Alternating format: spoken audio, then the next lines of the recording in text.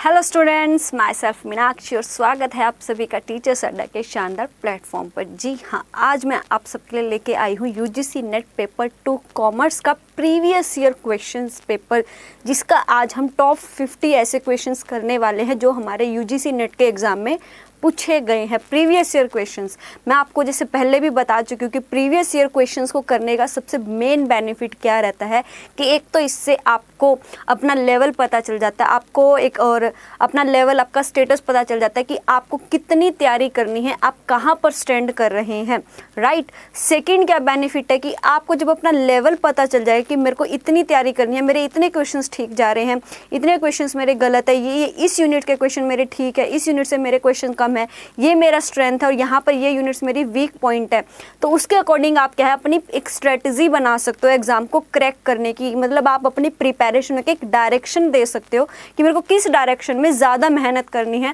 और किस डायरेक्शन में किस यूनिट पे मुझे कम फोकस करना है, राइट। और सेकंड क्या है कि अगर आप प्रीवियस ईयर क्वेश्चंस को करते हो तो उससे एक तो आपकी स्पीड बढ़ेगी, राइट। एक और क्या रहेगा आपको सबसे मेन बेनिफिट, आपकी जो प्रिपरेशन है वो स्मूथली चली जाएगा, आपको अपना लेवल पता चल जाएगा और आपके जितने भी क्या होंगे, आपका कॉन्फिडेंस बिल्ड होगा और ये पता चलेगा किस यूनिट से किस तरह के क्वेश्चंस आपसे पूछे जाते हैं, कि किस यूनिट से आपके जो क्वेश्चंस हैं वो आपके क्या रहते हैं, हार्ड आते हैं, किस यूनिट से आप जो क्वेश्चन है वो डिफ़िकल्ट लेवल रहता है, किससे ये मॉडरेट लेवल के आते हैं, किस यूनिट से हमारे जो क्वेश्चंस हैं वो हमारे इजी पूछे जाते हैं। क्योंकि जो हमारा सेकंड पेपर होता है, जो भी हमारा मेन सब्जेक्ट है, जो सेकंड पेपर है उसका जो सिलेबस है ना वो हमारा क्या है, बहुत ज़्यादा वाइड होता है। क्या होता है वो बहुत ज़्यादा वाइड, बहुत ज़्यादा वास्ट होता है, तो उसके लिए हमें बहुत ज़्यादा पढ़ना पड़ता है। तो अगर आप पढ़ने से पहले या पढ़ने के बाद, अपनी तैयारी करने के बाद क्या करते हो, प्रीवियस ईयर क्वेश्चंस को करते हो तो आपको बहुत ज़्यादा बेनिफिट मिलेगा। तो आइए स्टूडेंट्स, आज का हम अपना सेशन स्टार्ट करते हैं, जिसमें हम करने वाले हैं हमारे यूजीसी नेट के एग्ज़ाम में ही आए हुए टॉप 30 या टॉप 50 क्वेश्चंस, राइट। तो आइए फटाफट स्टूडेंट्स करते हैं उन्हें स्टार्ट। फर्स्ट क्वेश्चन है हमारा, which is the most appropriate mode of entry in international business to an enterprise with little experience of international market। कि आपके पास ऑप्शंस क्या हैं, acquisition, strategic alliance, joint venture और एक्सपोर्टिंग। हिंदी वर्जन के लिए कि अंतरराष्ट्रीय बाजारों के कम अनुभव वाले यानी कि ऐसा पर्सन जिसे क्या है अभी इंटरनेशनल मार्केट का क्या है जो एक्सपीरियंस है वो क्या है बहुत कम है, एक उद्यम का अंतर्राष्ट्रीय व्यापार में प्रवेश का सर्वाधिक उपयुक्त माध्यम कौन सा है, यानी कि किस मीडियम के थ्रू आप इंटरनेशनल मार्केट में जा सकते हो, इंटरनेशनल मार्केट में किस मीडियम के थ्रू आप एंट्री ले सकते हो, जहां पर आपको जो नॉलेज है, जो आपका एक्सपीरियंस है वो क्या है कम है, यानी कि कम एक्सपीरियंस के साथ ऐसा कौन सा मीडियम है जिसमें आपका एक्सपीरियंस भी कम रहे और आप इंटरनेशनल मार्केट में एंट्री भी कर लो। ऐसा कौन सा मीडियम है, अधिग्रहण, रणनीतिक सहयोग, संयुक्त उद्यम और निर्यात। तो इसका आंसर है आपका निर्यात, एक्सपोर्टिंग। क्या है आपका इसका आंसर, एक्सपोर्टिंग।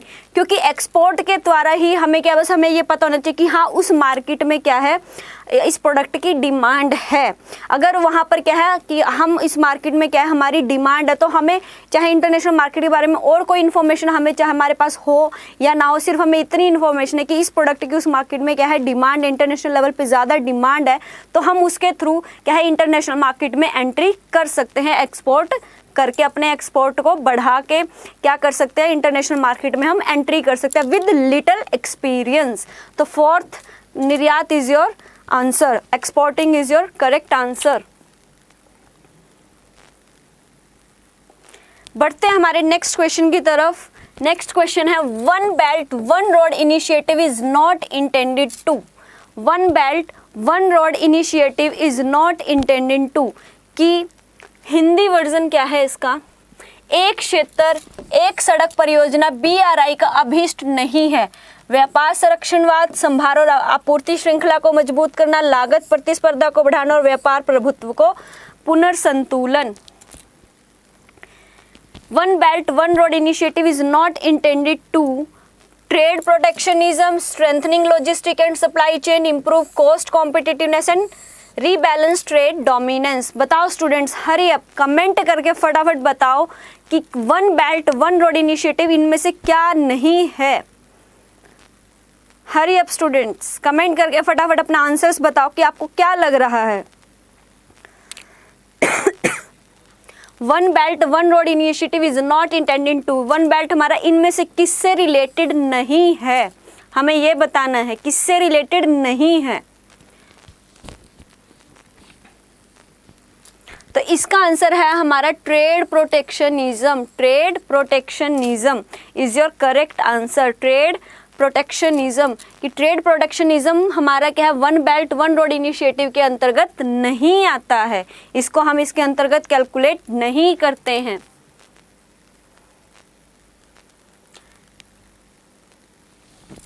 नेक्स्ट क्वेश्चन है हमारा students, after US dollar which of the following currency has largest weightage in डिटर्मिंग the value of SDR. SDR की वैल्यू को कैलकुलेट करने के लिए, एसडीआर की वैल्यू को डिटर्मिन करने के लिए यूएस डॉलर के बाद इनमें से कौन सी करेंसी है जिसका सबसे ज़्यादा क्या है, योगदान है। ऐसी कौन सी करेंसी है जिसका यूएस डॉलर के बाद सबसे ज़्यादा क्या है, वेटेज है, किसमें, एसडीआर की वैल्यू को कैलकुलेट करने के लिए। एसडीआर हमारा क्या है, स्पेशल ड्राइंग राइट। एसडीआर क्या है हमारा, special drawing right.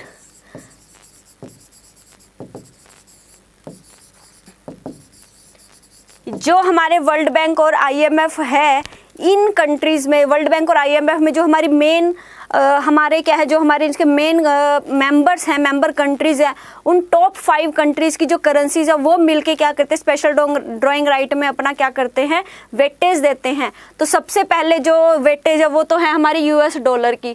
US dollar के बाद हमारी सबसे ज़्यादा वेटेज कौन सी करेंसी की है, ये हमसे इस क्वेश्चन में पूछा गया है। ये हमारा बिजनेस एनवायरनमेंट का से रिलेटेड क्वेश्चन है। तो इसका आंसर है आपका यूरो। यूरो आपकी ऐसी करेंसी है जो यूएस डॉलर के बाद सबसे ज़्यादा जिसकी क्या है, एसडीआर को डिटरमिन करने में वेटेज पाई जाती है। Right students,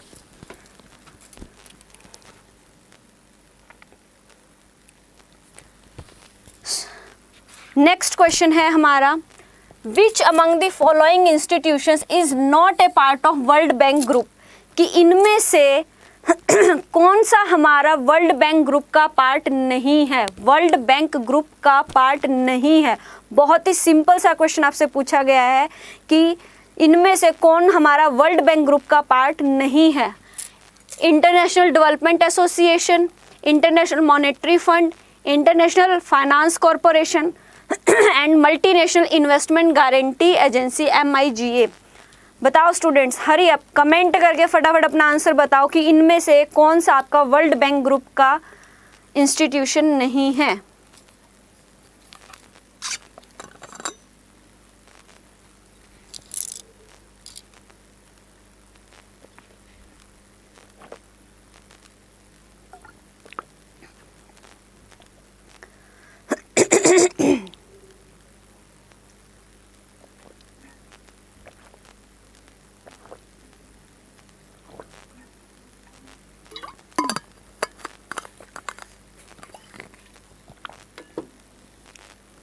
hurry up students, hurry up, comment करके फटाफट बताओ आपके आंसर्स।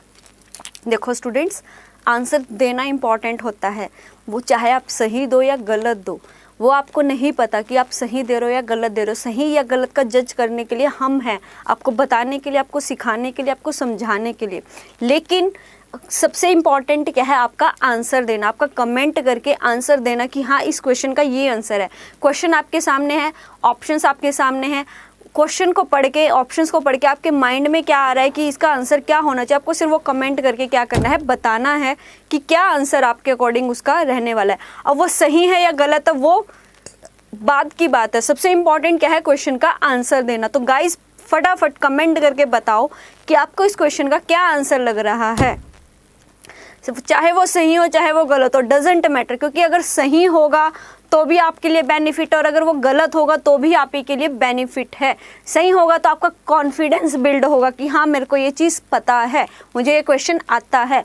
और अगर आप गलत देते हो तो आप ज़रूर कुछ ना कुछ सीख के जाओगे कि हाँ ये क्वेश्चन था और इसका ये मैंने आंसर दिया था जबकि मैम ने इसका आंसर ये बताया, तो वो चीज़ आपको लॉन्ग टाइम तक याद रहने वाली है। तो आंसर देना इम्पॉर्टेंट है, ना कि सही या गलत का डिसीजन लेना।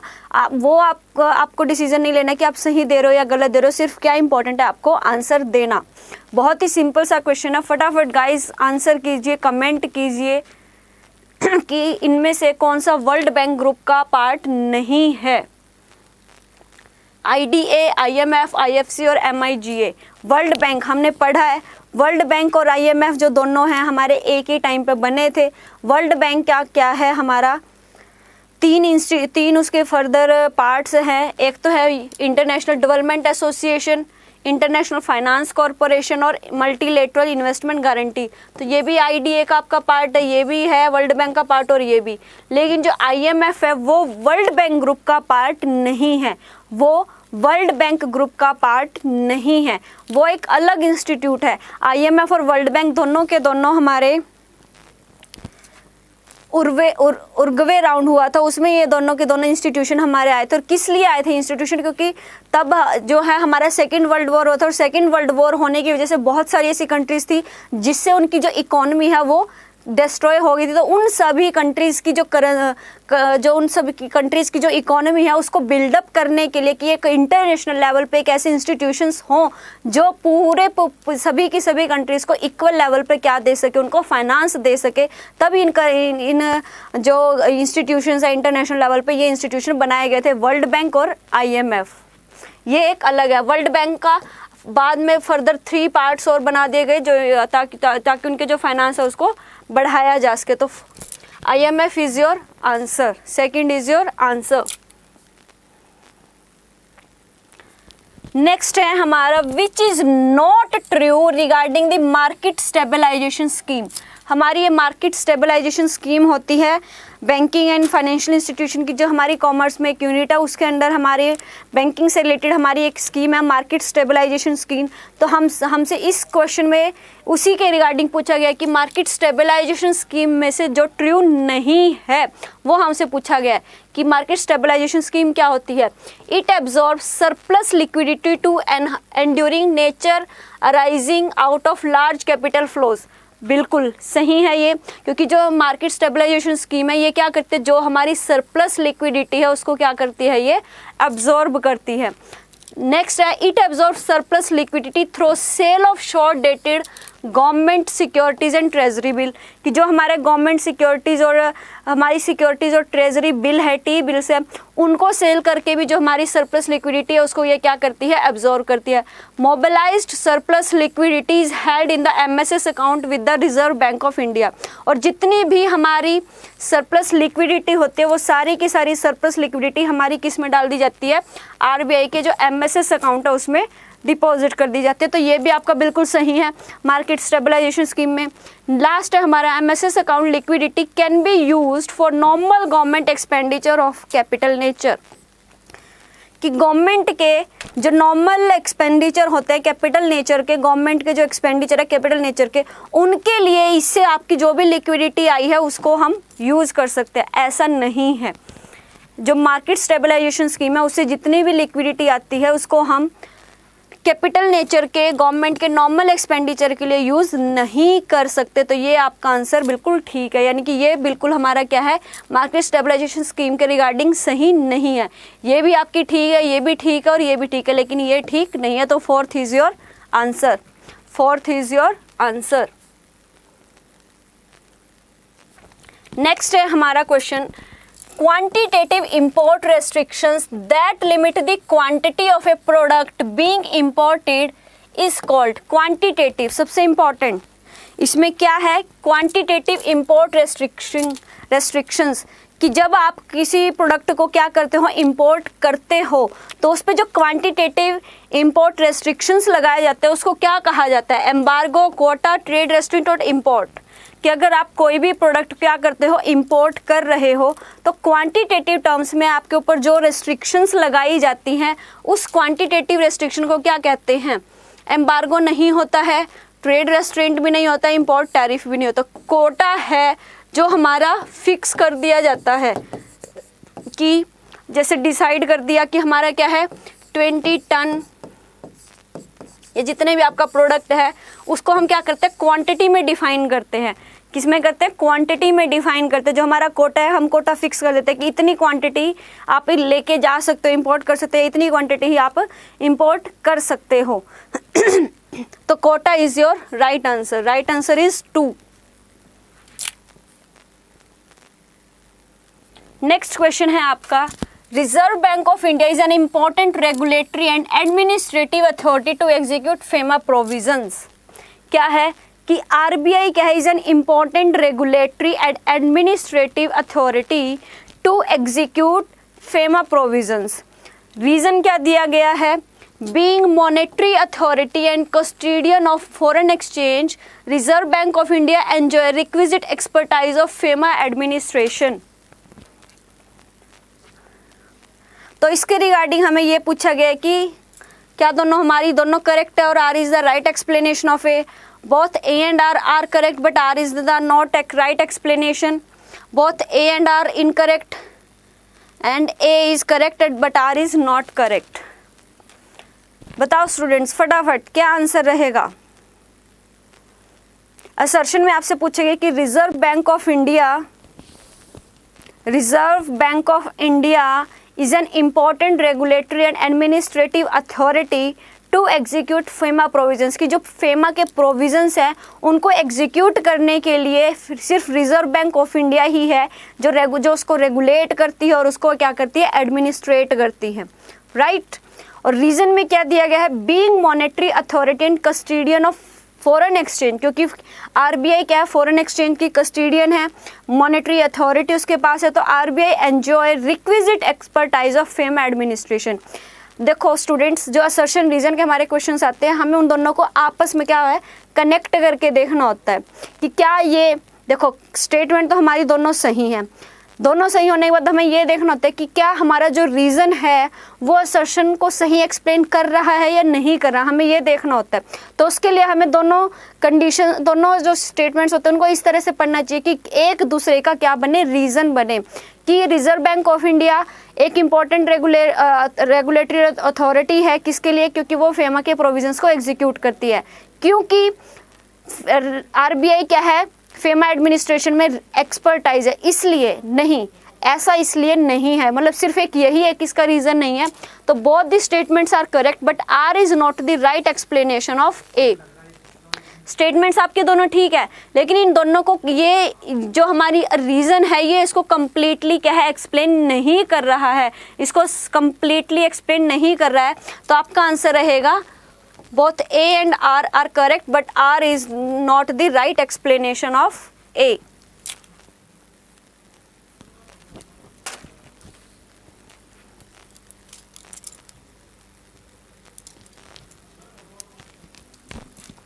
नेक्स्ट है हमारा, which of the following is true about Indian trade policy export import 2015 to 19। कि हमारी जो 15 to 19 की पॉलिसी है उनमें से हमारा इनमें से जो इम्पोर्टेंट है, जो हमारा इनमें से ट्रू कौन कौन सा है, हमें ये पूछा गया इस क्वेश्चन में। Doubling the export both merchandise and services की जो हमारी मर्चेंडाइज का और जो सर्विसेज से रिलेटेड जो हमारा एक्सपोर्ट है उन दोनों को क्या करना है, डबल करना है, ये हमारा ऑब्जेक्टिव है। Achieve 3 to 5% share in global export, जो हमारे ग्लोबल एक्सपोर्ट है उसमें हमें 3 to 5% अचीव कर लेना है। थर्ड है introduce 2 new scheme MEIS and SCIS, जो 2 नई स्कीम है उनको लेके आ रही है। इंट्रोड्यूस सिंप्लीफाइड आयात निर्यात फॉर्म, आयात और निर्यात का जो फॉर्म है उसको बिल्कुल सिंप्लीफाई कर दिया गया। तो एक्सपोर्ट इंपोर्ट की हमारी जो 15 to 19 की पॉलिसी है इनमें से हमें ये बताना है कि कौन सा सही है। आपके ऑप्शन है AB, AC, ABC, all are correct. तो हमारी जो एक्सपोर्ट इंपोर्ट की जो 15 to 19 की पॉलिसी है उसके ये चारों के चारों ऑप्शन ही आपके क्या है, बिल्कुल सही हैं, क्योंकि उसमें एक्सपोर्ट को डबल करने की बात भी रखी गई है, हम ग्लोबल एक्सपोर्ट्स पे 3 to 5% अचीव करेंगे ये बात भी रखी गई है, 2 नई स्कीम MEIS और SCIS को भी लाया गया है, और जो आयात निर्यात का फॉर्म है उसको भी सिंप्लीफाई कर दिया गया है। तो all are correct, answer is 4। Answer is 4। Next question है हमारा, मैचिंग लिस्ट, जिसमें आपको क्या करना है, ये आपको दो लिस्ट गिवन है, दोनों लिस्टों में आपको क्या करना है, मैच करके देखना है कि कौन सा किसके साथ मैच कर रहा है। फर्स्ट है WTO, IMF, FAO, EU, Brussels, Geneva, Washington, Rome. देखो ये ट्रेड इंस्टीट्यूशंस है, ये इनके हेडक्वार्टर है, हमें ये बताना है कि किसका हेडक्वार्टर कहाँ है। तो जो हमारा WTO है उसका तो हमारा है जिनेवा में, जो वर्ल्ड ट्रेड ऑर्गेनाइजेशन है उसका हमारा क्या है, जिनेवा में है। IMF का है हमारा वॉशिंगटन में, FAO का है हमारा रोम, और यूरोपियन यूनियन का है हमारा ब्रुसेल। तो हमारा ऑप्शन बन गया option 1। Option 1 is your correct option. Option 1 is your correct option, जिसमें क्या है, WTO का हमारा जो हेडक्वार्टर है वो कहाँ है, जिनेवा में, IMF का है वॉशिंगटन में, FAO का है हमारा रोम में, और EU का है हमारा ब्रुसेल में। तो first is your answer. Next question है हमारा, which of the following is an instance of non conventional dumping. Non conventional dumping का इनमें से क्या एग्जाम्पल है, नॉन कन्वेंशनल डंपिंग का इनमें से हमारे पास क्या एग्जाम्पल है, sporadic dumping, predatory dumping, reverse dumping और परसिस्टेंट डंपिंग। कौन सी डंपिंग है हमारी जो क्या है, हमारी नॉन कन्वेंशनल है, नॉन कन्वेंशनल, यानी कि नॉन कन्वेंशनल डंपिंग हमारी कौन सी है। तो आंसर है आपका reverse dumping is your non conventional. Reverse dumping is your non conventional dumping. Next question है, sale and lease back arrangements is more suitable for a lessee having. कि हमारा जो sale and lease back arrangement है वो किसके लिए सबसे ज़्यादा सुटेबल रहता है, किस सिचुएशन में। सेल एंड लीज बैक, जब आपका क्या हो, लिक्विडिटी क्राइसिस हो, या आपके पास सरप्लस फंड हो, हाई प्रॉफिट हो, या फिर नो प्रॉफिट नो लॉस हो, किस सिचुएशन में आपका sale and lease back arrangement is more suitable for lessee. Lessee के लिए इनमें चारों में से कौन सा सबसे ज़्यादा क्या है, सुटेबल है। आंसर करके बताओ, कमेंट करके बताओ स्टूडेंट्स, हरी अप। आज आप लोग कमेंट क्यों नहीं कर रहे हो, वाई? समझ में नहीं आ रहे हैं क्वेश्चन, या दिख नहीं रहे हैं, विजिबिलिटी नहीं है, क्या रीज़न है कि क्यों आप लोग आज कमेंट नहीं कर रहे हो?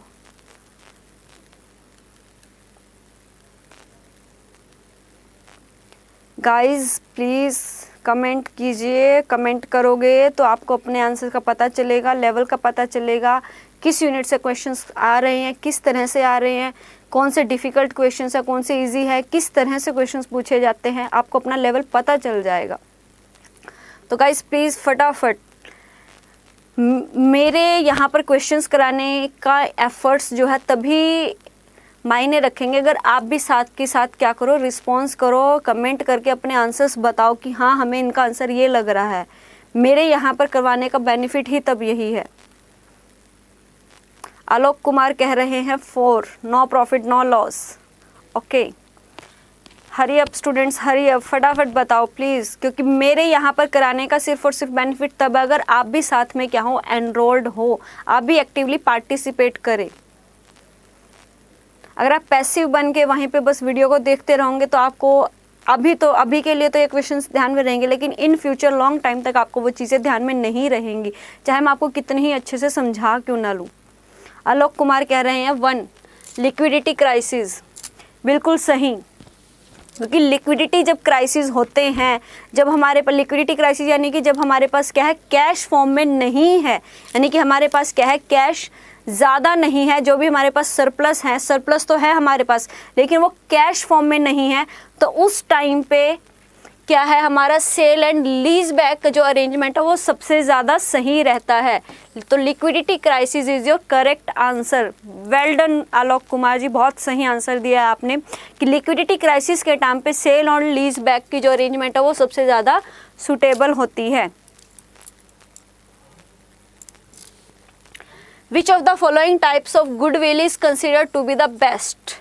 कि इन गुडविल में से हमारी सबसे बेस्ट गुडविल कौन सी मानी जाती है, सबसे बेस्ट गुडविल हमारी कौन सी मानी जाती है, dog goodwill, cat goodwill, red goodwill या काउ गुडविल। काउ गुडविल तो देखो हमारी कोई होती ही नहीं है। 3 टाइप की हमारी गुडविल होती है, डॉग, कैट एंड रैट। तो डॉग, कैट और रैट में से हमारी सबसे जो ज़्यादा बेस्ट है जो गुडविल है वो कौन सी मानी जाती है? फटाफट स्टूडेंट्स आंसर करके बताओ, कमेंट करके बताओ।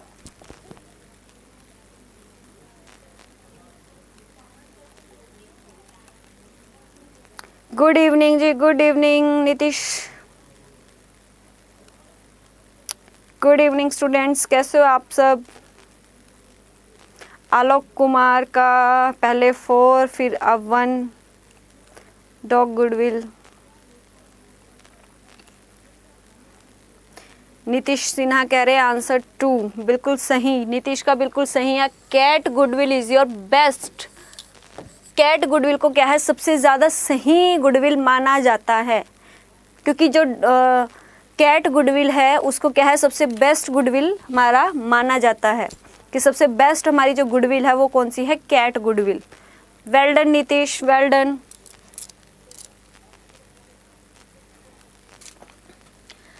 अब है हमारा प्रैक्टिकल क्वेश्चन। प्रैक्टिकल क्वेश्चन में क्या पूछा गया? Redeemable preference shares of ₹2 lakh are to be redeem, कि 2 लाख रुपए के क्या है, रिडीमेबल प्रेफरेंस शेयर्स है जिन्हें हमें क्या करना है, रिडीम करना है पार पे, ठीक है। For which fresh equity shares of ₹80,000 are issued at a discount of 10%। हमें क्या करना है, 2 लाख रुपए के प्रेफरेंस शेयर है जिसको हमें क्या करना है, रिडीम करना है। किस पे करना है? पार पे। पार पे मतलब ना तो हमें उनको प्रीमियम पे करना है और ना ही डिस्काउंट पे। जितने पे लिए थे उतने पे ही हमें उसको क्या करना है। अगर आपने 2 लाख रुपए पे इशू किए थे तो आप उसको क्या है, रिडीम भी कितने में करोगे? 2 लाख रुपए में ही करोगे। वो होता है एट पार, उसे हम कहते हैं एट पार। तो इन शेयर्स को रिडीम करने के लिए हमने क्या किया, फ्रेश इक्विटी शेयर्स को इशू किया है। कितने? 80,000 रुपए के। किस पर? 10 रुपए डिस्काउंट पे। तो इन्होंने हमसे पूछा what amount should be transfer to capital redemption reserve account. Capital redemption reserve account में हमारे कितने जाने चाहिए? तो देखो 2 लाख रुपए कि हमें क्या करने हैं, वापस करने हैं। इसके लिए हमने क्या किया, 80,000 इशू किए। किस पे किए? 80,000 10% डिस्काउंट पे हमने इशू किए हैं। 10% डिस्काउंट पे यानी कि अगर हमें 80,000 रुपये इशू किए हैं तो 8,000 डिस्काउंट पे इशू किए हैं, तो यानी कि हमें वहाँ से अमाउंट कितनी आएगी, 72,000 रुपये। यानी कि 80,000 के इक्विटी शेयर को इशू करके आपको अमाउंट कितनी मिलेगी, 72,000। कितनी अमाउंट मिलेगी, 72,000, ठीक है। 2 लाख रुपये आपने पे करने हैं। 2 लाख में से 72,000 आपको वहाँ से इक्विटी शेयर से मिलेंगे। तो बैलेंस जो आपकी अमाउंट है वो बैलेंस अमाउंट आप कहाँ से लोगे, कैपिटल रिडम्पशन रिजर्व से। कहाँ से लोगे, कैपिटल रिडम्पशन रिजर्व से। जब भी हमारे जो प्रेफरेंस शेयर है उनको रिडीम करने के लिए अगर हम कोई इक्विटी शेयर या कुछ भी इशू करते हैं तो वहाँ से हमें जितना अमाउंट आता है वो अमाउंट डिडक्ट करने के बाद जो हमारा बैलेंस अमाउंट होता है वो अमाउंट हमारा हम कहाँ से चार्ज करते हैं, कैपिटल रिडम्पशन रिजर्व से। तो इसका आंसर है आपका 1,28,000 रुपये। क्या है, 1,28,000 रुपये। कैपिटल रिडम्पशन रिजर्व अकाउंट वो अकाउंट जिसमें हमें कि अगर हम अपने इन फ्यूचर जो शेयर्स हैं या डिबेंचर्स हैं उनकी हमें पेमेंट करनी होती है, उसके लिए हम उसमें क्या करते हैं, एक थोड़ा थोड़ा अमाउंट इकट्ठा करते रहते हैं। क्या करते रहते हैं, थोड़ा थोड़ा अमाउंट हम इकट्ठा करते रहते हैं। तो जितना हमें बैलेंस अमाउंट है इनकी, अगर हम पुराने शेयरों को रिडीम करने के लिए अगर नए शेयर इशू करते हैं, नए शेयर अगर हम क्या करते हैं, इशू करते हैं, अगर हम नए शेयर इशू करते हैं तो नए शेयर को इशू करने के बाद, नए शेयर्स को इशू करने के बाद जो हमारे पास बैलेंस अमाउंट आएगी वो बैलेंस अमाउंट हमारी किस में जाती है, कैपिटल रिडम्पशन रिजर्व में। तो 2 लाख रुपए आपने रिडीम करने थे, 80,000 रुपये आपने इशू किए, लेकिन किस पे किए, 10% डिस्काउंट पे। तो 80,000 का 10% 8,000 रुपये माइनस करके आपके पास कितने आए, 72,000 रुपये आपके पास हैंड्स में आए। वो 72,000 तो आप इक्विटी शेयर से लोगे, 2 लाख रुपये आपको देने हैं, तो बैलेंस अमाउंट 1,28,000 रुपये आपको क्या करनी है, कैपिटल रिडम्पशन रिजर्व अकाउंट से उठानी है। नेक्स्ट क्वेश्चन है हमारा, एट टाइम्स अ बिजनेस में face the situation where it has to shut down its operations. Assertion और रीजन का क्वेश्चन है। क्या है कि बहुत टाइम पे हमारी जो बिजनेस है हमें ऐसी सिचुएशंस फेस करनी पड़ती है कि जब हमें अपने बिजनेस के ऑपरेशंस को क्या करना पड़ता है, बंद करना पड़ता है। इफ़ द रीज़न में क्या गया है, if the revenue is less than it's variable cost the operation should be close down, कि अगर उसके जो रेवेन्यू है उसकी वेरिएबल कॉस्ट से भी कम हो जाते हैं तो हमें अपने बिजनेस को क्या करना चाहिए, बंद करना चाहिए। देखो क्या है, असर्शन और रीज़न को करने का एक ही ट्रिक है कि आप दोनों स्टेटमेंट्स को पहले तो पढ़ो, उनको देखो कि वो सही है या नहीं। सही होने के बाद फिर हमें ये देखना कि उनके एक्सप्लेनेशन भी ठीक है नहीं, तो हमें उन दोनों को रिलेट करके पढ़ना होता है। कि अब जैसे हमारे इसमें क्या गया है कि बहुत बार हमारे बिजनेस में ऐसी सिचुएशंस हमें फेस करनी पड़ती है जब हम अपने बिजनेस को, ऑपरेशंस को हमें क्या करना होता है, शट डाउन करना होता है। ऐसा क्यों? क्योंकि अगर हमारे जो रेवेन्यू है वो हमारी वेरिएबल कॉस्ट से भी कम हो जाते हैं तो हमें अपने ऑपरेशंस को क्या करना चाहिए, बंद ही कर देना चाहिए। Operation should be close down. तो आपका क्या है, ये सिचुएशन भी ठीक है, ये सिचुएशन भी ठीक है, और ये इसको कंप्लीटली एक्सप्लेन भी कर रही है कि ऐसा क्यों, कि जब बिजनेस में क्या है सिचुएशन फेस होती हैं, जब वो अपने बिजनेस को क्या करता है, बंद करता है। ऐसा क्यों होता है? क्योंकि अगर आपके जो रेवेन्यू है वो आपकी वेरिएबल कॉस्ट से क्या है, कम है, तो आपको अपने ऑपरेशंस को क्या करना चाहिए, बंद कर देना चाहिए। तो answer 2 is your correct answer. A and R both are correct and R is the right explanation of A. Next है हमारा question, as per section 52 of the Companies Act 2013 the balance in security premium account can not be utilized for, कि हमारा जो companies act 2013 है उसके according जो security premium account में हमारा जो बैलेंस होता है उस बैलेंस को हम इनमें से किस पर्पस के लिए यूटिलाइज नहीं कर सकते हैं, ये हमसे क्वेश्चन में पूछा गया है। बताओ स्टूडेंट्स, फटाफट आंसर करो, कमेंट करो और बताओ फटाफट कि आपको क्या लग रहा है कि कंपनीज एक्ट 2013 के अकॉर्डिंग अगर आपके सिक्योरिटी प्रीमियम अकाउंट में कुछ भी अमाउंट पड़ा है तो आप उस अमाउंट को किस पर्पस के लिए यूज़ नहीं कर सकते हो। डिविडेंड की पेमेंट के लिए, writing of discount on issue of shares, issue off fully paid up bonus shares, और कैपिटल लॉस, कि हमारा जो सिक्योरिटी प्रीमियम अकाउंट है उसमें जो भी हमारा बैलेंस है उस बैलेंस को हम क्या है, कैपिटल नेचर की जो हमारी ट्रांजैक्शंस होते हैं उन कैपिटल नेचर की ट्रांजैक्शंस के लिए हम उनको यूज़ कर सकते हैं। नीतीश सिन्हा का आंसर आया 1, बिल्कुल सही। पेमेंट ऑफ डिविडेंड के लिए हम उसको यूज़ नहीं कर सकते हैं। Discount on issue of shares है, इसके लिए भी यूज़ कर सकते हैं। फुल्ली पेड बोनस शेयर है, उसके लिए भी यूज कर सकते हैं, और कैपिटल लॉस के लिए भी इशू कर सकते हैं। First is your correct answer, payment of dividend loss. Capital losses के लिए तो हम यूज़ कर सकते हैं, कैपिटल लॉसेस के लिए तो हम क्या है, यूज़ कर सकते हैं। गुड इवनिंग जी, good evening Ankit Singh, welcome. जो भी हमारे कैपिटल नेचर की जो हमारी ट्रांजैक्शंस होती हैं, जो हमारी क्या है शेयर से रिगार्डिंग हमारी कैपिटल नेचर की जो इन्फॉर्मेशन होती है, ट्रांजैक्शन होते हैं, उनके लिए तो हम सिक्योरिटी प्रीमियम रिजर्व में अगर हमारा कोई अमाउंट पड़ी है तो उस अमाउंट को हम क्या है, यूज़ कर सकते हैं। लेकिन डिविडेंड की पेमेंट के लिए हम यूज़ नहीं कर सकते। तो answer is first, answer is first. Next question है हमारा, प्रैक्टिकल क्वेश्चन है, ये हम बाद में करेंगे। नेक्स्ट क्वेश्चन है हमारा, a statement of change in financial position typically would not disclose the effect of, कि हमारी जो फाइनेंशियल पोजीशन स्टेटमेंट्स होती हैं, statement of change in financial position की जो हमारी स्टेटमेंट्स होती है वो इनमें से किसके इफेक्ट को डिस्क्लोज नहीं करती है, किसके इफेक्ट को डिस्क्लोज नहीं करती है। Hello students, hello everyone, hello hello hello, कैसे हो आप सब?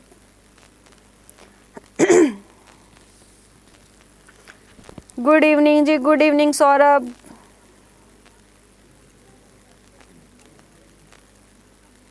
Good evening everyone. तो हमारा क्वेश्चन है क्या कि जो हमारी स्टेटमेंट ऑफ फाइनेंशियल पोजीशन है वो इनमें से, कोई बात नहीं, अभी आप लाइव आ जाओ, क्लास देखो, आपकी जो क्लास है वो चल रही है, क्वेश्चंस हो रहे हैं हमारे, जब जागो तब सवेरा।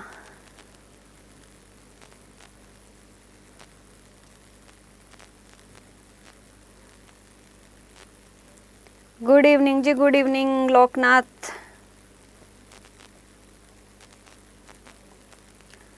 हमारा क्वेश्चन है statement of change in financial position typically would not disclose the effect of, कि हमारी जो स्टेटमेंट ऑफ फाइनेंशियल पोजीशन है वो इनमें से कौन से इफेक्ट को शो नहीं करती है। Share capital issue to acquire productive facilities, dividend on shares declared, cash dividend declared but not paid, purchase and retirement of treasury bills. Saurabh Mishra का आंसर आया है आंसर 2, बिल्कुल सही। Dividend on shares declared, dividends on share declared, जो shares declared हो चुके हैं उनके ऊपर हमें जो डिविडेंड करना है वो डिविडेंड हमारे क्या है फाइनेंशियल पोजीशन की स्टेटमेंट में कोई भी इफेक्ट शो नहीं करते हैं। Second is your correct answer, second is your correct answer, बिल्कुल सही सौरभ मिश्रा। नेक्स्ट क्वेश्चन है हमारा, which of the following are the rights of statutory auditor. जो हमारे स्टैच्यूटरी ऑडिटर होते हैं उसका क्या क्या राइट्स होते हैं, उसके हमारे क्या क्या राइट्स होते हैं। To receive remuneration, to attend board of director meeting, to attend the general meeting, to visit the branch office. इनमें से हमारे क्या है कौन कौन से राइट्स हैं जो एक स्टैच्यूटरी ऑडिटर के रहते हैं। Receive remuneration, attend board of director meeting, attend the general meeting and visit the branch office. Option है आपके A and B, A B and D, A C and D, A B C and D, सारे के सारे correct. बताओ फटाफट students, hurry up, क्या answer रहेगा आपका कि हमारा जो स्टैच्यूटरी ऑडिटर होता है उस स्टैच्यूटरी ऑडिटर के इनमें से कौन कौन से राइट हैं। रेम्युनरेशन को रिसीव करना, बोर्ड डायरेक्टर की मीटिंग को अटेंड करना, जनरल मीटिंग को अटेंड करना और ब्रांच ऑफिस को विजिट करना। क्या क्या उसके राइट रहते हैं जो हमारे स्टैच्यूटरी ऑडिटर है। अंकित सिंह कह रहे हैं 4th, सौरभ मिश्रा कह रहे हैं 3rd। So let's see who is right, what is the right answer। Nitish Sinha भी कह रहे हैं 4th। Answer 3rd is your correct answer, A, C and D। A, C and D। Remuneration को रिसीव करना उसका राइट है डेफिनेटली। डॉक्टर्स की meeting को अटेंड करना, डॉक्टर्स की मीटिंग को अटेंड करना इज़ नॉट हिज राइट।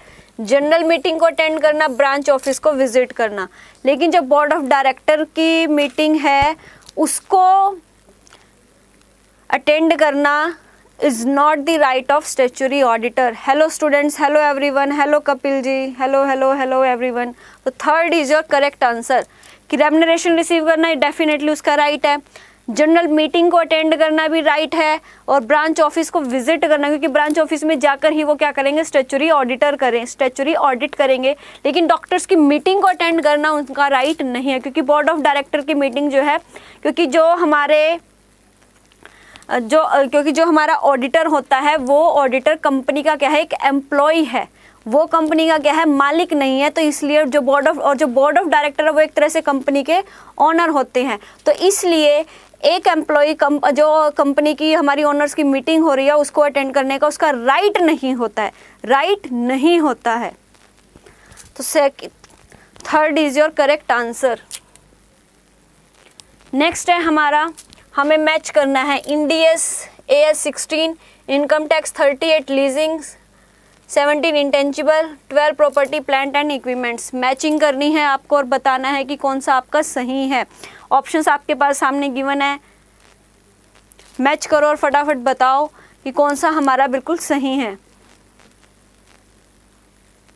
इंडीएस 16 हमारा होता है property plant and machinery, property plant and machinery, property plant and machinery. मैंने एक हिंट आपको दे दिया है कि AS हमारा क्या है, प्रॉपर्टी प्लांट एंड मशीनरी से रिलेटेड है। सौरभ मिश्रा का आंसर आ रहा है second is the right answer. So let's सी, बाकी स्टूडेंट्स फटाफट कमेंट करो और बताओ कि सौरभ सही कह रहे हैं या नहीं, सौरभ सही है या नहीं है। हरी अप स्टूडेंट्स, फटाफट बताओ कमेंट करके कि क्या सौरभ सही है। फटाफट स्टूडेंट्स हरी अप कमेंट करो और बताओ।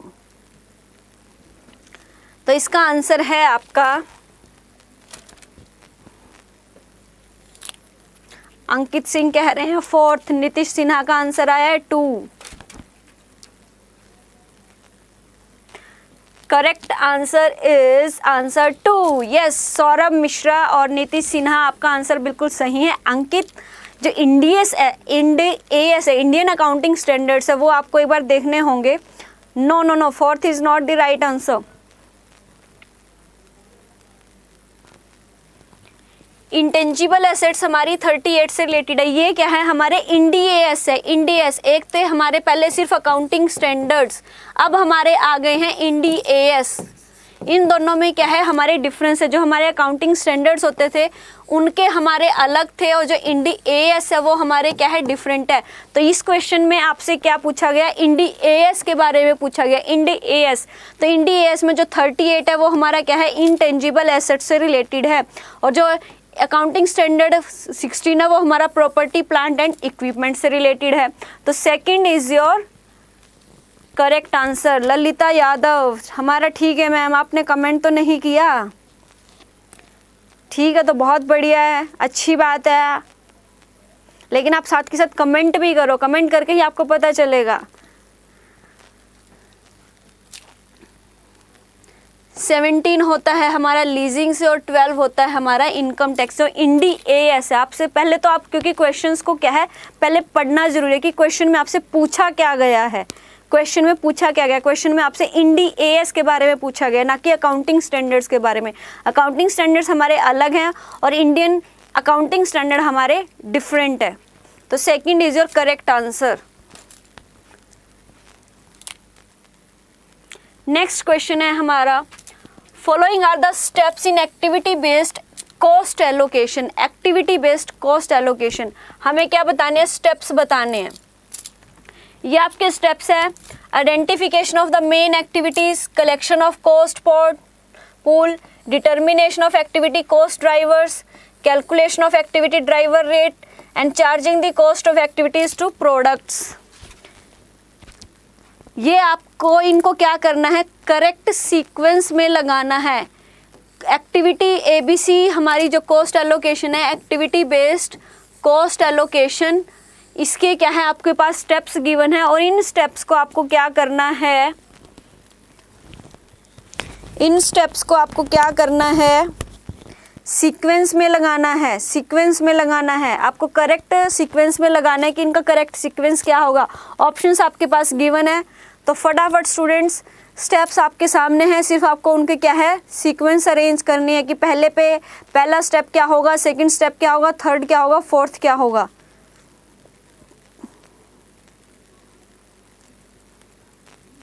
सौरभ मिश्रा का आंसर आया है 3rd।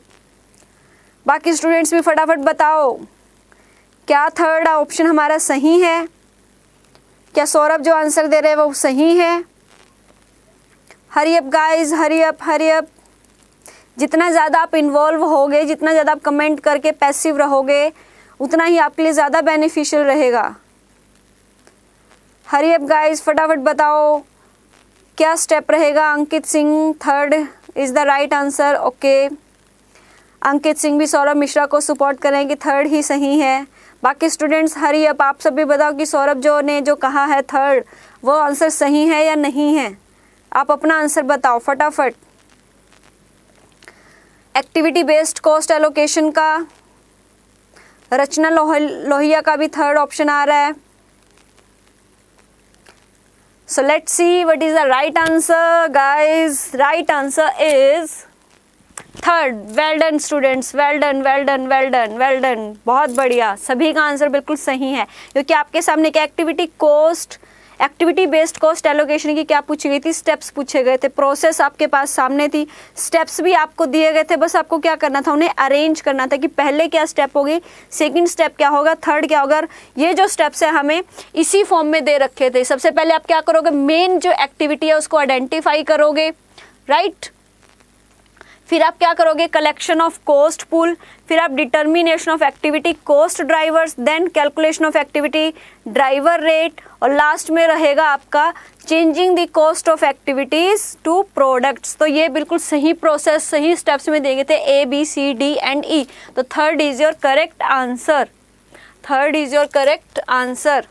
बढ़ते हैं हमारे नेक्स्ट क्वेश्चन की तरफ। नेक्स्ट क्वेश्चन है हमारा, in which of the following commodities when a consumer spends so much that negative income effect overwhelms the positive substitution effect so as to underlying demand curve is positively slope। देखो question बहुत ही simple है, लेकिन उस question को क्या है, घुमा फिरा के पूछा गया है।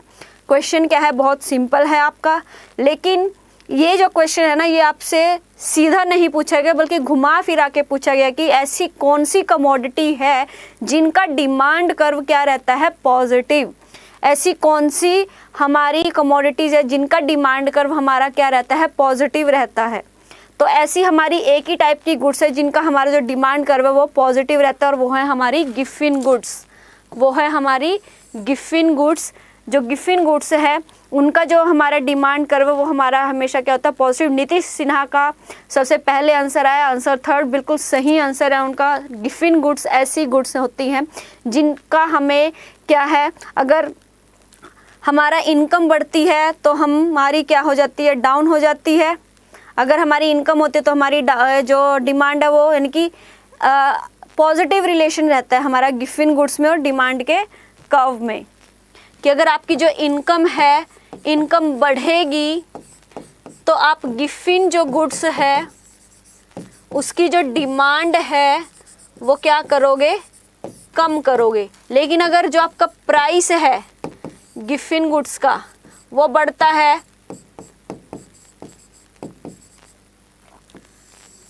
इनकम के अगर पॉइंट ऑफ व्यू से बात करें तो गिफिन गुड्स ऐसी गुड्स होती हैं।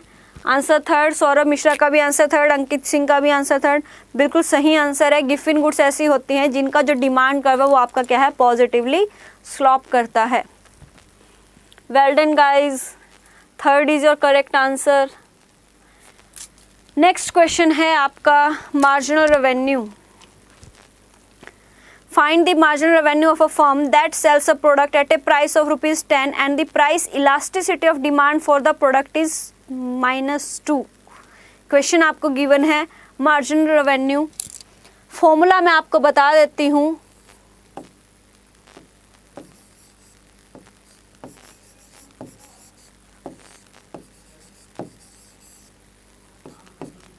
प्राइस इलास्टिसिटी ऑफ डिमांड, ये आपका फॉर्मूला है AR minus MR upon MR। इस फॉर्मूले से आपको इस क्वेश्चन को क्या करना है, सॉल्व करना है।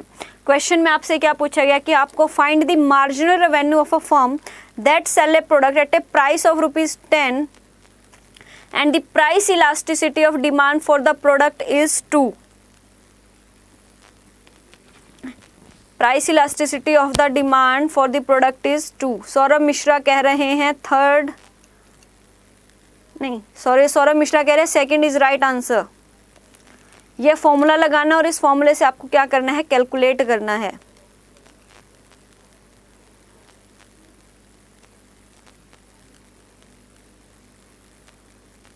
रचना लोहिया भी कह रही हैं सेकंड।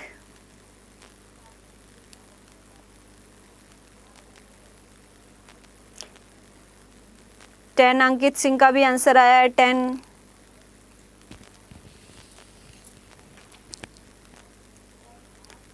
इस क्वेश्चन के रिगार्डिंग क्या है, मैं आपको आपकी एक अलग से एक शॉर्ट वीडियो बना के इस क्वेश्चन के रिगार्डिंग, क्योंकि इस क्वेश्चन के रिगार्डिंग क्या है, जब UGC नेट ने ये क्वेश्चन, जिस टाइम ये क्वेश्चन पूछा गया था तो इसके रिगार्डिंग बहुत सारी क्वेरीज आई थी, बहुत सारे डाउट्स थे इन लोगों के इस क्वेश्चन के रिगार्डिंग।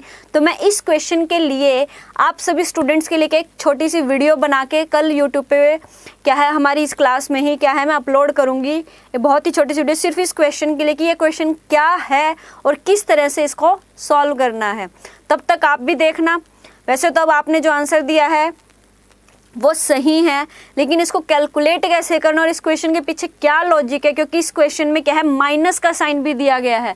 क्या दिया गया इसमें, माइनस का साइन। तो इसका क्या इफेक्ट रहने वाला है, इस क्वेश्चन को कैलकुलेट करने में इसका क्या रोल है, इसके रिगार्डिंग हमारी बहुत सारी क्वेरीज थी यूजीसी नेट के टाइम पे। जब ये क्वेश्चन हमारा क्वेश्चन पेपर में आया था, बहुत सारे स्टूडेंट्स ने इसके रिगार्डिंग डाउट्स डाले थे। तो इसके लिए मैं आपकी कल एक स्पेशल शॉर्ट वीडियो बना के आपको अपलोड करूंगी, तो आप वो जरूर देखना, जिससे आपको क्लैरिफाई हो जाए कि ये माइनस का इस क्वेश्चन में क्या रोल है।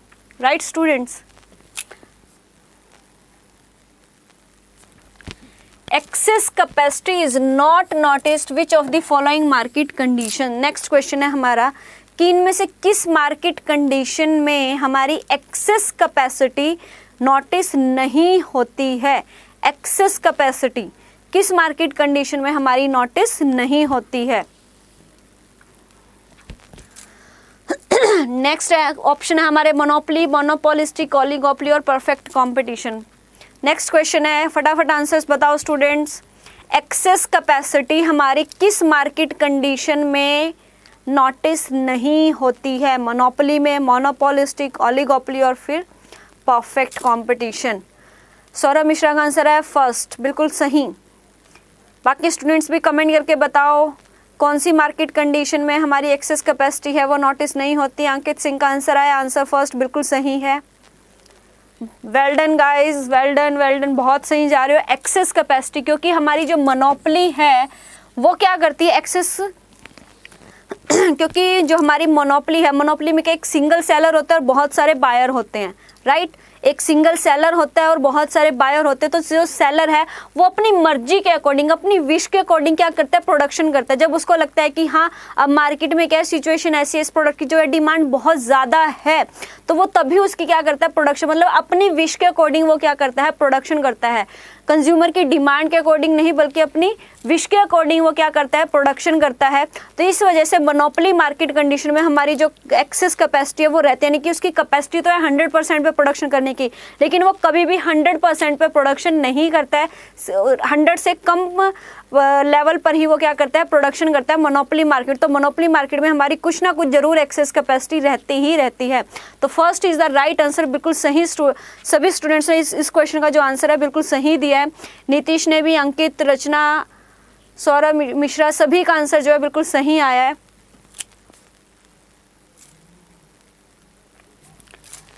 Which one of the following is not the prerequisite of price discrimination? Price discrimination का हमारा नॉट प्रीक्विजिट कि प्राइस डिस्क्रिमिनेशन की एक प्री रिक्विजिट नहीं है। Firm must have monopoly power. देखो, प्राइस डिस्क्रिमिनेशन करने के लिए मोनोपोली पावर तो डेफिनेटली होनी चाहिए। Product have multiple close substitute and different uses. Markets are separated and segmented and price elasticity of product must differ in different markets. बताओ students, price discrimination करने के लिए इनमें से कौन सी हमारी प्री रिक्विजिट नहीं है। सौरभ मिश्रा कह रहे हैं फर्स्ट ऑप्शन है firm must have monopoly power. Firm के पास मोनोपोली पावर तो होनी ही चाहिए, बिल्कुल सही, कि अगर आपके पास मोनोपोली पावर होगी तभी आप क्या कर सकते हो, प्राइस को डिस्क्रिमिनेट कर सकते हो।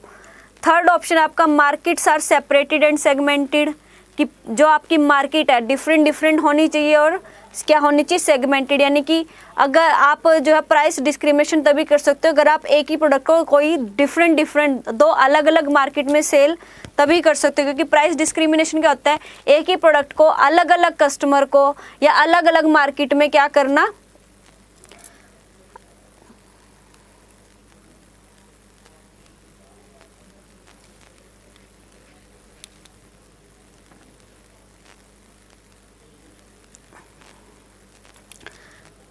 गाइस क्या कह रहे हो आप, fourth, third,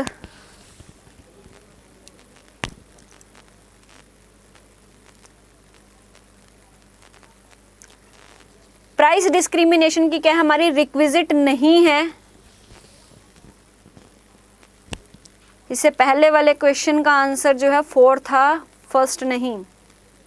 okay,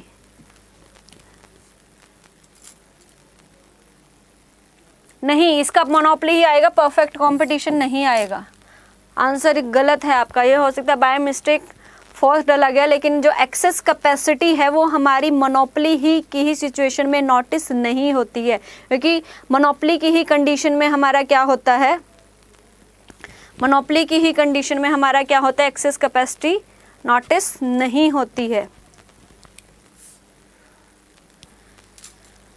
next question है कि प्राइस डिस्क्रिमिनेशन इनमें से हमारा कौन सी प्री रिक्विजिट नहीं है, कि प्राइस डिस्क्रिमिनेशन हम कब कर सकते हैं, जब या तो क्या हो फर्म के पास मोनोपोली पावर हो, बिल्कुल सही है, प्रोडक्ट के क्या हो क्लोज सब्सटीट्यूट हो, डिफरेंट यूजेस हो, मार्केट क्या हो सेपरेट हो या सेगमेंट हो, मार्केट का सेपरेट होना भी जरूरी है प्राइस डिस्क्रिमिनेशन करने के लिए, and price elasticity of product must differ in different market, कि जो प्राइस की इलास्टिसिटी डिफरेंट मार्केट में क्या होनी चाहिए, डिफरेंट होनी चाहिए। तो ये भी सही है, ये भी सही है और ये भी सही है, लेकिन ये आपका सही नहीं है कि प्रोडक्ट है multiple close substitute and different user, कि अगर आपके जो प्रोडक्ट है उसके क्या होंगे, मल्टीपल क्लोज सब्सटीट्यूट होंगे और डिफरेंट यूज होंगे, तो वहाँ पर आप एक प्रोडक्ट की जगह दूसरे प्रोडक्ट को क्या है यूज़ कर सकते हो।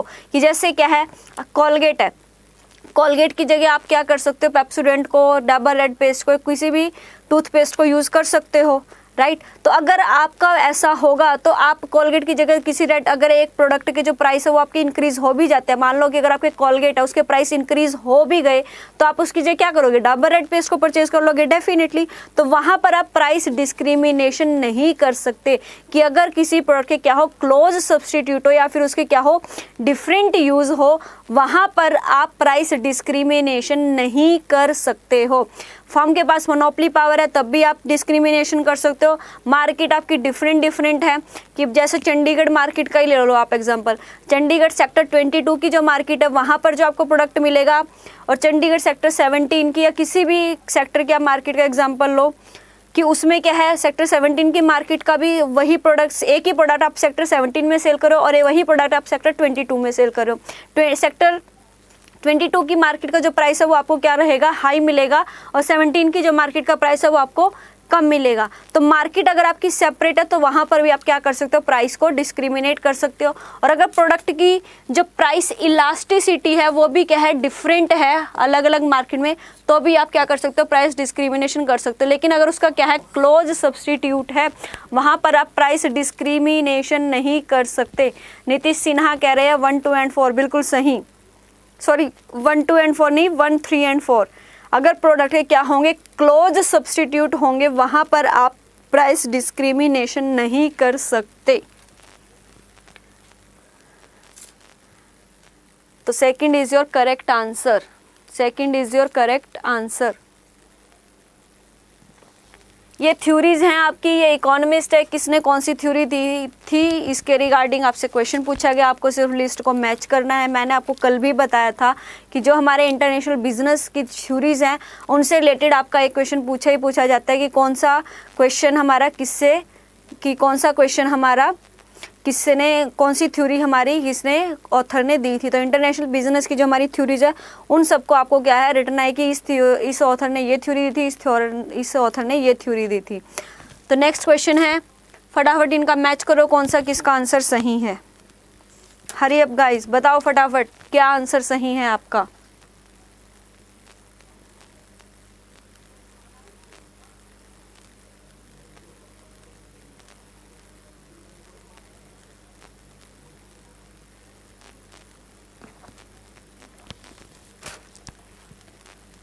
Risk theory of profit, innovation theory of profit, rent theory of profit, dynamic theory of profit, बताओ स्टूडेंट्स।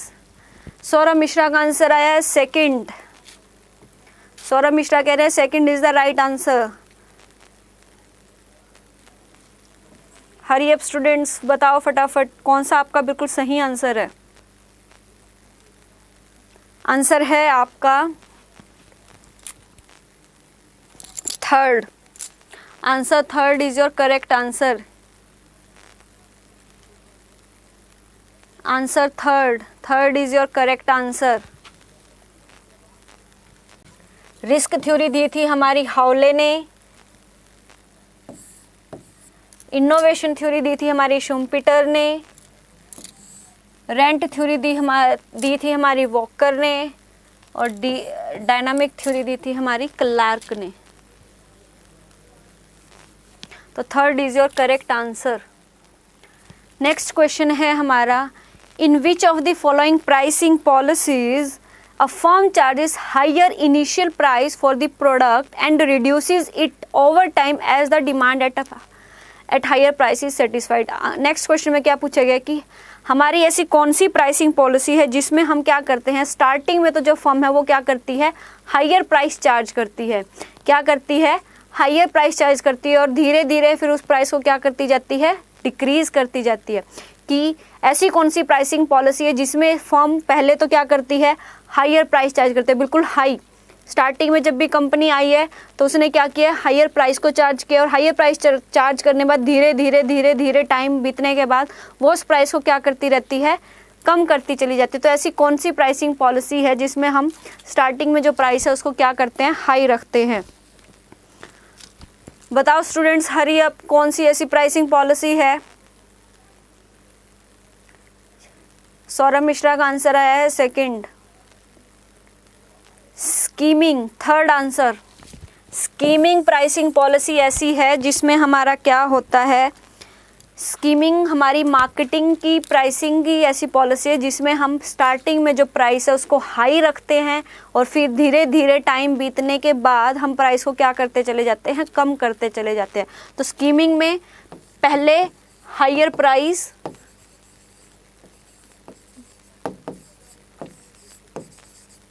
इनिशियली स्टार्टिंग में हम जो मतलब जब भी कोई फर्म आ रही है अपना प्रोडक्ट लेके आ रही है तो स्टार्टिंग में वो क्या करती है, अपने प्राइस को हाई रखती है और हाई रखने के बाद फिर उसको धीरे धीरे कम करती चलती है। अंकित सिंह कह रहे हैं 4। जी नहीं, पेनिट्रेशन में तो क्या करते हैं, पेनिट्रेशन में हम सबसे पहले जो प्राइस है उसको क्या रखते हैं, लो। स्कीमिंग प्राइसिंग पॉलिसी में हम प्राइसेस को हाई रखते हैं और पेनिट्रेशन प्राइसिंग पॉलिसी में हम प्राइस को कम रखते हैं। स्टार्टिंग में पहले कम रखते हैं फिर धीरे धीरे उसको बढ़ाते चले जाते हैं। और स्कीमिंग में हम पहले प्राइस को हाई रखते हैं फिर हम उसको धीरे धीरे कम करते चले जाते हैं, क्योंकि स्कीमिंग का मतलब है कि एक बार शुरू में ही हाई प्राइस रख के जिन लोगों को जो परचेज करना होगा, जो मार्केट की जो पूरी क्रीम है उसको ले लेना है हमने। स्कीमिंग प्राइसिंग पॉलिसी की ये थ्योरी है कि हमें स्टार्टिंग में जो प्राइसेस है उसको हाई रखना है और हाई प्राइस रख के जो भी उस प्रोडक्ट को परचेज करना चाहता है स्टार्टिंग में ही हमें क्या है, अपने प्रॉफिट्स को जनरेट कर लेना है। जबकि पेनिट्रेशन प्राइसिंग पॉलिसी है, पेनिट्रेशन प्राइसिंग पॉलिसी में हम जो प्राइसेस है उनको बिल्कुल लो रखते हैं ताकि जो हमारे लो लेवल इनकम ग्रुप है, मिडिल लेवल इनकम ग्रुप है, वो भी उस प्रोडक्ट को क्या कर सके, परचेज कर सके। पहले प्राइसेस को क्या रखते हैं, बिल्कुल कम रखते हैं और फिर धीरे धीरे टाइम के बाद उसको क्या करते रहते हैं, बढ़ाते चले जाते हैं जब हम उस प्रोडक्ट के क्या हो जाते हैं, हैप्चुअल। जैसे कि आजकल हमारी जो पेनिट्रेशन प्राइसिंग पॉलिसी है वो सबसे ज़्यादा डिमांड में है, क्योंकि जैसे जियो है या कोई भी कंपनी स्टार्टिंग में, अब जोमेटो है, कोई भी जो हमारी ऑनलाइन सर्विसेज है, उन्होंने क्या किया है, सबसे पहले वो क्या करते हैं, प्राइसेस आपके बहुत कम रखते हैं, आपको बिल्कुल फ्री में भी आपको सर्विसेज प्रोवाइड करते हैं। और जब थोड़े टाइम के बाद हम उनके हैप्चुअल हो जाते हैं तो फिर वो धीरे धीरे क्या करते हैं, प्राइसेस को बढ़ाते हैं। वो होती है हमारी पेनिट्रेशन प्राइसिंग पॉलिसी, जिससे हम क्या करते हैं, पूरी मार्केट पे एक बार हमारे प्रोडक्ट के जो प्राइसेस है उनको लो रख के पूरी मार्केट को क्या कर लेते हैं, कब्जा कर लेते हैं और पूरी मार्केट को कैप्चर कर लेते हैं। और जब हमारी पूरी मार्केट कैप्चर हो जाती है फिर हम धीरे धीरे अपने प्राइसेस को क्या करते हैं, बढ़ाते चले जाते हैं। वो होती है पेनिट्रेशन प्राइसिंग पॉलिसी। लेकिन जो स्कीमिंग है वो पेनिट्रेशन का बिल्कुल उल्टा है। स्कीमिंग में क्या करते हैं, स्टार्टिंग में हम क्या अपने प्राइसेस को हाई रखते हैं और हाई रख के अपने स्कीमिंग में हम क्या करते हैं, अपने प्राइसेस को हाई रखते हैं और हाई रख के अपने जो प्रॉफिट्स है उसको जनरेट करते हैं। ठीक है, तो आंसर है आपका third, skimming pricing policy. Next question है हमारा, under which of the following situations economies of scale exist to the potential and persist. कि इकोनॉमीज ऑफ स्केल हमारी कहाँ पर हमें मिलेगी, इकोनॉमीज ऑफ स्केल पॉलिसी हमारी कहाँ पर हमें मिलेगी। Economies of scale, when firm is too small और too specialised, when firms decision to hire inputs don't result in an increase in the input cost, when firm is too large and over diversified, and when long run cost of producing a unit fall to the output increases। कि इनमें से किस situation में हमें क्या मिलेगी, economies of scale. Economies of scale हमें किस सिचुएशंस में मिलेगी, बताओ स्टूडेंट्स फटाफट। इकोनॉमीज ऑफ स्केल हमें कहाँ पर मिलेगी?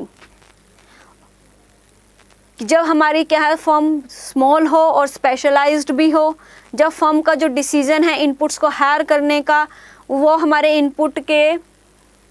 इनपुट कॉस्ट को इंक्रीज नहीं करता है, हमारी जो फर्म क्या है बहुत ज़्यादा लार्ज है या ओवर डाइवर्सिफाइड है, या फिर when long run cost of producing a unit fall as the output increases. Saurabh Mishra का आंसर आया है आंसर 2।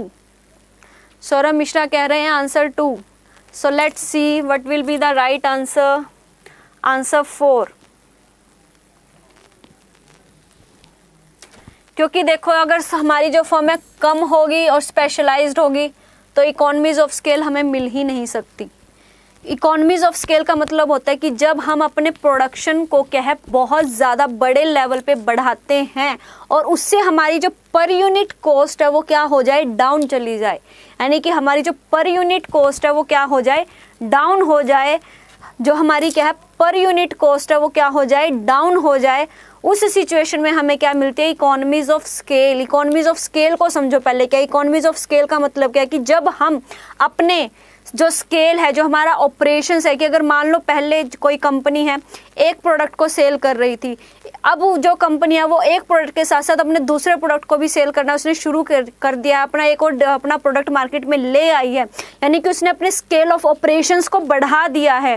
तो दो, क्योंकि वही जो मान लो कि वो सेम ही प्रोडक्ट लेके आ रही है, ठीक है, जैसे कि हमारी हिंदुस्तान यूनिलीवर लिमिटेड है, उसके बहुत सारे जो प्रोडक्ट है एक ही जैसे लक्स सोप भी उसी कंपनी का है, जो हमारा लाइफ बॉय सोप है वो भी उसी कंपनी का है, ठीक है। तो जो मशीनरीज, जो वर्कर्स लक्स साबुन को बनाते हैं वही वर्कर्स वही मशीनरी लाइफ बॉय सोप को ही बना सकती है, राइट। तो उसकी जो कॉस्ट है, मतलब उसका प्रोडक्ट है वो तो बढ़ गया, ऑपरेशंस तो बढ़ गए, लेकिन उसको बनाने के लिए जो कॉस्ट है, कॉस्ट तो उसको वो सेम ही रहेगी, वही वर्कर वो यूज कर सकती है, उसको कोई जो इन्वेस्टमेंट है वो ज़्यादा नहीं करनी पड़ी, लेकिन उसके लिए जो ऑपरेशंस थे, जो उसकी एक्टिविटीज़ थी, वो एक्टिविटीज़ तो उसकी बढ़ गई हैं, लेकिन उसका जो कॉस्ट है वो कॉस्ट उसकी इतनी ज़्यादा नहीं बढ़ी है जितनी उसको, मतलब उसको ज़्यादा इन्वेस्टमेंट करने की नीड नहीं है।